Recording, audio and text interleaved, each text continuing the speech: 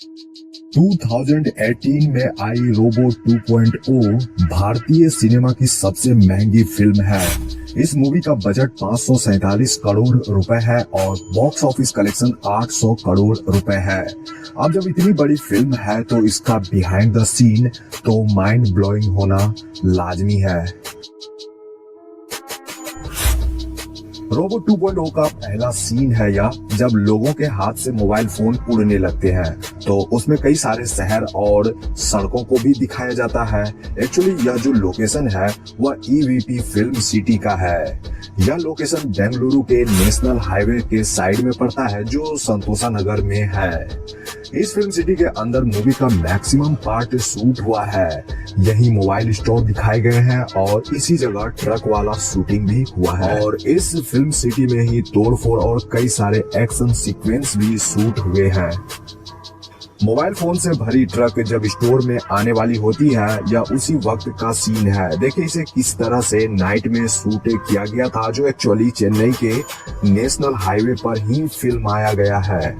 इसी सीक्वेंस के अगले पार्ट में कुछ इस तरह से शूट किया गया था। यहाँ टेलीकॉम कंपनी के ऑनर का सामना जब पक्षी राजन से होता है। एक्चुअली इस सीन को शूट करने के लिए कई सारे ट्यूब लाइट्स को कुछ इस प्रकार से सजाया गया था, तब जाकर यह प्यारा सा शॉट आपको मूवी में देखने को मिला।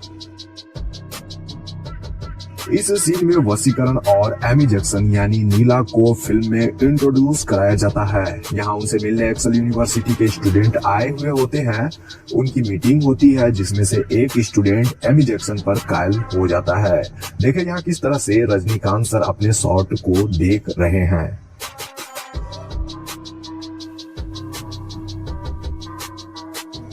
फिल्म में यह उस समय का सीन है जब पक्षीराजन मिलिट्री पर हमला करता है। इस सीन को शूट करने के लिए डुप्लीकेट टैंक्स बनाए गए थे ताकि उसे शूटिंग के दौरान विस्फोट कराया जाए।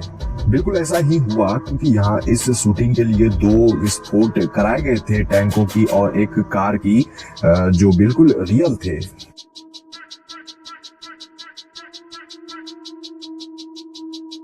मूवी के अगले सीक्वेंस में पक्षीराजन का शहर में अटैक होता है। यहाँ जो शहर दिखाई गई है वो ईवीपी फिल्म सिटी के ही अंदर का है, जिसे इस फिल्म के लिए ही क्रिएट किया गया था।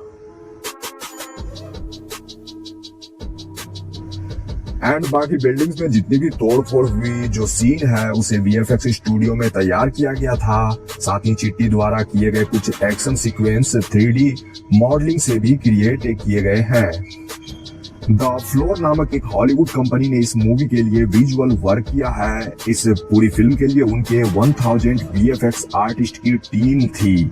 इस दौरान उन्होंने 1360 विजुअल शॉट्स तैयार किए थे। That's amazing. एक्चुअली रोबो 2.0 पहली भारतीय फिल्म है जिसे पूरी तरह से 3D में बनाया गया है। मेरे कहने का मतलब यह है कि कोई भी फिल्म पहले 2D में शूट होती है, फिर उसे कंप्यूटर ग्राफिक्स की मदद से 3D में बदला जाता है, बट रोबो 2.0 के साथ ऐसा बिल्कुल भी नहीं हुआ। ब्लेंडर, रेविट और माया सॉफ्टवेयर से फिल्म को पहले 3D एनिमेशन में बनाया गया था। यूं तो मूवी में आपको कई सारे ऐसे सीन देखने को मिल जाएंगे जो रियल है ही नहीं। इन सारे शॉट्स को सीजीआई के द्वारा ही किया गया है।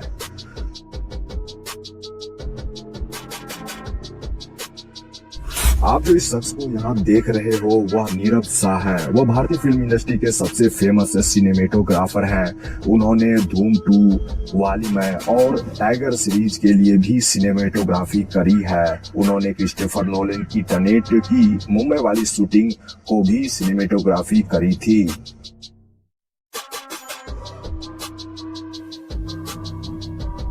मूवी में वसीकरण के लैब को दिखाया जाता है जो पूरे 3 फ्लोर का होता है। एक्चुअली जितने भी इक्विपमेंट्स, रोबोट्स और कई सारी चीजें जो दिखाई जाती है वो पहले ही फ्लोर में उसे तैयार किया गया था, मतलब उसको कॉपी पेस्ट किया गया था। यानी कि बाकी ग्रीन बैकग्राउंड के जरिए कुछ इस तरह से मूवी में 3 फ्लोर क्रिएट किए गए थे। मूवी के इस सीन में पक्षीराजन द्वारा वसीकरण जी के घर पर हमला होता है, उसका यह सीन है। एक्चुअली जितनी भी दीवारें हैं उसे ग्रीन कलर से पेंट किया गया था ताकि बैकग्राउंड को वीएफएक्स के जरिए बदला जा सके। और फिर पक्षीराजन का चिट्टी से आमना सामना होता है, लेकिन यहाँ चिट्टी हार जाता है, जिसके बाद पक्षीराजन का असली रूप हमें मूवी में देखने को मिलता है, यानी पंख वाला।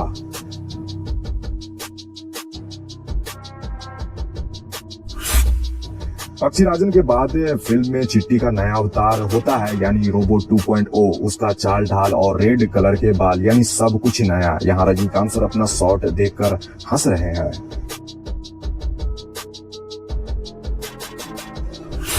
रोबोट 2.0 अपने साथ बाकी रोबोट को पक्षीराजन के खिलाफ खड़ा करता है। यहाँ उसी का BTS है, जब वह दूसरे रोबोट से बात करते हुए नजर आए थे। एक्चुअली इस सीन को दो क्रू मेंबर्स को आप ग्रीन कलर के सूट में देख रहे हो, जो निर्देशन के अनुसार रोबोट का हाथ पकड़कर हिला रहे हैं। बाकी फाइनल आउटपुट में वह नहीं दिखेंगे। मूवी का क्लाइमेक्स एक स्टेडियम में फिल्माया गया है। मैं आपको बता दूं कि यह जो लोकेशन है वो एक्चुअली दिल्ली में स्थित जवाहरलाल नेहरू स्टेडियम का ही सीन है। इस लोकेशन पर 3 तरह से शूटिंग हुई थी। पहली शूटिंग में स्टेडियम भरी हुई थी, जिसे बाहरी लोगों से भरा गया था ताकि कुछ पार्ट की शूटिंग हो सके। उसके बाद जितने भी लोग स्टेडियम में थे वो सारे क्रू मेंबर्स और कलाकार ही थे। जब पक्षीराजन के पास रोबोट 2.0 आता है तभी का यह सीन है। एक्चुअली वह एक ऑक्टोपस कैमरे को पकड़कर बीच फील्ड तक पहुंचता है, वहीं उसके पीछे कैमरामैन भी इस तरह से आता दिखेगा।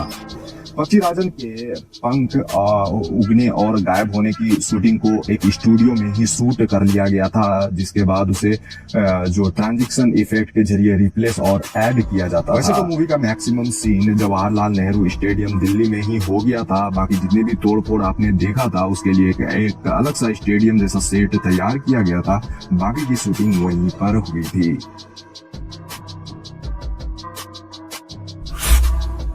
इस फिल्म में अक्षय कुमार साइंटिस्ट रिचर्ड का किरदार निभाते नजर आए हैं, जो एक एक्सपेरिमेंट करते वक्त खुद को भयानक क्रोमैन में बदल लेते हैं। वैसे तो अक्षय कुमार की 3 अलग अलग लुक आपको यहाँ देखने को मिल ही गई थी, जिसमें उनका यह वाला जो लुक है और फाइनल क्रोमैन वाला लुक सबसे इंटरेस्टिंग था। अक्षय कुमार के इस पावरफुल लुक को तैयार करने के लिए प्लास्टर ऑफ पेरिस का इस्तेमाल किया गया था। इसे प्रोस्थेटिक मेकअप भी कहा जाता है। यह प्रक्रिया जो है वो काफी दर्दनाक होता है, क्योंकि अक्षय ने अपने इस मेकअप के बारे में कहा था कि उन्हें इसके लिए रोजाना 4 से 6 घंटे तक एक चेयर पर ही बैठ कर रहना पड़ता था, और तो और 2 घंटे तो मेकअप उतारने में लग जाते थे। यह प्रोसीजर पूरे 40 दिनों तक चलता रहा। एंड प्रोस्थेटिक मेकअप के बाद आपको एक बात बता दूं कि भूखे पेट ही शूटिंग करना होता है। एक्चुअली यह एक प्रकार का ऐसा मेकअप होता है कि जिसके लिए आपको ऐसा करना पड़ेगा, यानी कि केवल आप लिक्विड डाइट ही ले सकते हो। फिल्म मेकर्स ने जमकर पैसे बहाए हैं, क्योंकि केवल अक्षय कुमार के मेकअप में ही उन्होंने 4 करोड़ रुपए खर्च कर दिए थे। That's awesome. Lyca production house ने पैसे खर्च करने में कमी नहीं छोड़ी है, क्योंकि एक तरफ सुपरस्टार रजनीकांत और अक्षय कुमार है, तो वहीं फिल्म के डायरेक्टर एस शंकर हैं, जिन्होंने इससे पहले आई जैसी ब्लॉकबस्टर मूवी दे चुके हैं। एमी जैक्सन ने मूवी में नीला का किरदार निभाया है, जो एक रोबोट रहती है। मैं आपको बता दूं कि उनका डायरेक्टर साहब के साथ दूसरी फिल्म है, जबकि पहली फिल्म विक्रम के साथ थी आई, यानी आई मूवी, जिसमें एमी जैक्सन और विक्रम थे, जो ब्लॉकबस्टर रही थी।